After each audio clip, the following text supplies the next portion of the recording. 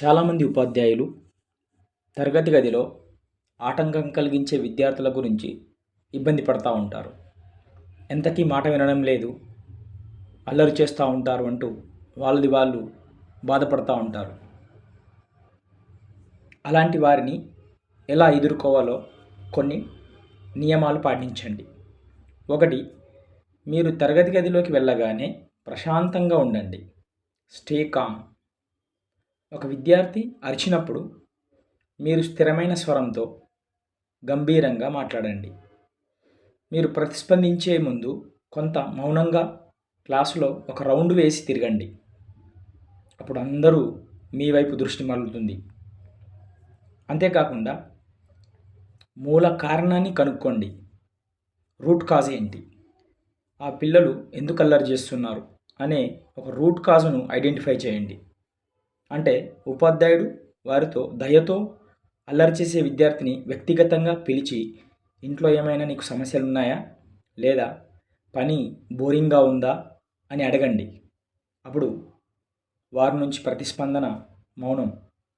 ఉదాహరణకు, చదివే సమయంలోనే ఎక్కువగా అల్లరి చేస్తున్నాడని గమనించడం ద్వారా ఆ విద్యార్థికి చదవడంలో కష్టాలున్నాయని తెలుసుకోండి.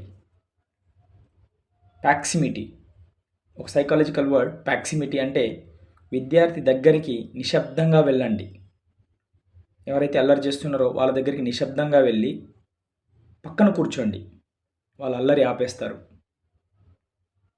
వారిపై మీ దృష్టి ఉంది అనే విషయాన్ని తెలుసుకుంటారు. అల్లరి చేసే పిల్లలకు చిన్న చిన్న బాధ్యతలు అప్పగించండి. ఆటోమేటిక్గా మీ వైపు వాళ్ళు అట్రాక్ట్ అవుతూ ఉంటారు, మీ తరగతి గదికి సహకరిస్తారు.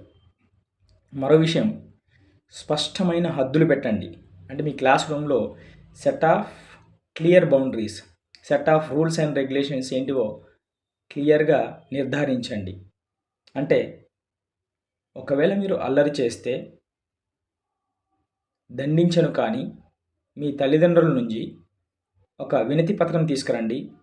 మేము అల్లరి చేసినా మా పిల్లవాడిని ఏమనకండి అని ఒక వినతి పత్రం అందిస్తే మిమ్మల్ని ఏమీ అనమని ఒక్క అవకాశం ఇవ్వండి. ఏ ఒక్క విద్యార్థి తీసుకురాలేడు, ఏ ఒక్క తల్లిదండ్రి రాసి ఇవ్వలేడు. అప్పుడు వాళ్ళు మీ దారిలోకి వస్తారు. ఒకవేళ ఆ వినతి పత్రం అందించకపోతే ఖచ్చితంగా నా రూల్స్ ఫాలో కావాలని నిబంధన పెట్టండి. తరగతి గది నియమాలను ఒక చార్ట్లో రాసి డిస్ప్లే చేయండి.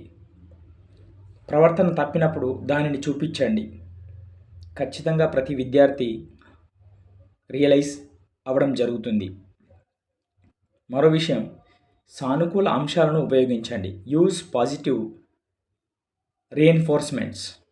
అంటే ఇతరులకు సహాయం చేసినప్పుడు లేదా వెంటనే సూచనలను పాటించినప్పుడు వారిని గుర్తించి అభినందించండి. వారికి ఇష్టమైన కార్యాలలో పాల్గొనే అవకాశం ఇవ్వండి. వాటికి బహుమతులు కూడా ఇవ్వండి. అప్పుడు ప్రతి విద్యార్థి మీకు అనుకూలంగా ఉంటాడు.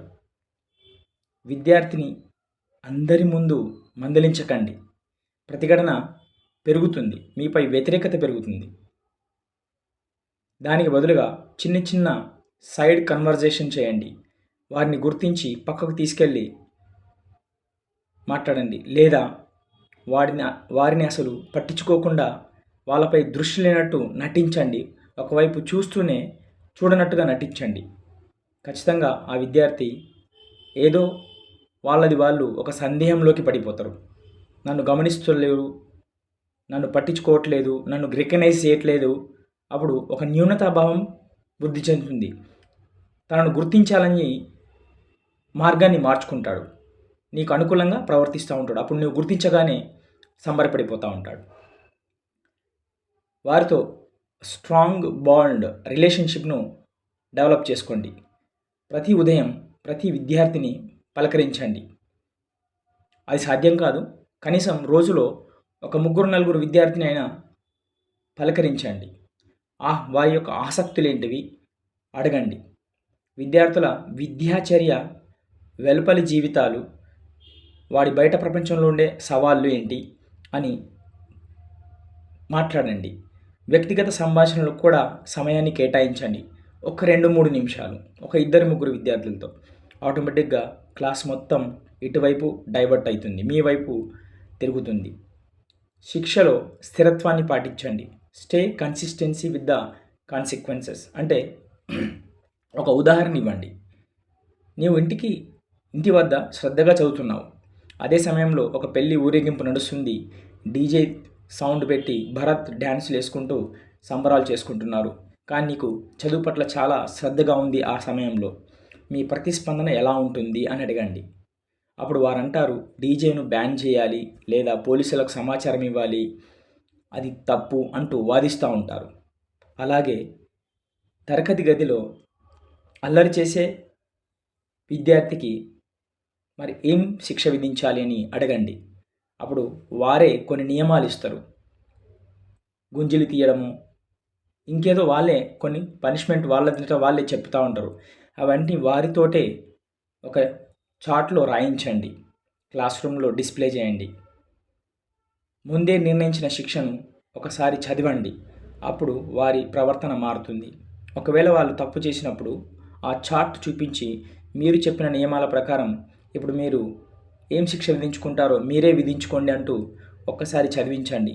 అప్పుడు వాళ్ళు క్షమాపణ ఖచ్చితంగా అడుగుతారు, మీ వైపు మారుతారు. ఉపాధ్యాయునిగా మీరు పెట్టే ప్రతి నిబంధన మీ స్వేచ్ఛ, సమానత్వం, అవి మీకు న్యాయము మరియు భద్రత కోసం ఏర్పాటు చేసినవే అని స్పష్టంగా వివరించండి. మన రాజ్యాంగం ఇచ్చిన ప్రాథమిక హక్కులతో సరిపోల్చి ప్రతి విద్యార్థి మీ తరగతి గదిలో సానుకూల వాతావరణాన్ని ఇవ్వగలరు. దండన అనేది వ్యక్తిని మార్చదు అనే సత్యాన్ని తెలపండి. అలా ప్రతి వ్యక్తిని దండిస్తే మారిపోతారంటే దండనే ప్రధాన విద్యగా మారిపోతుంది. దండిస్తే తిరగబడతారు అనేది గుర్తించి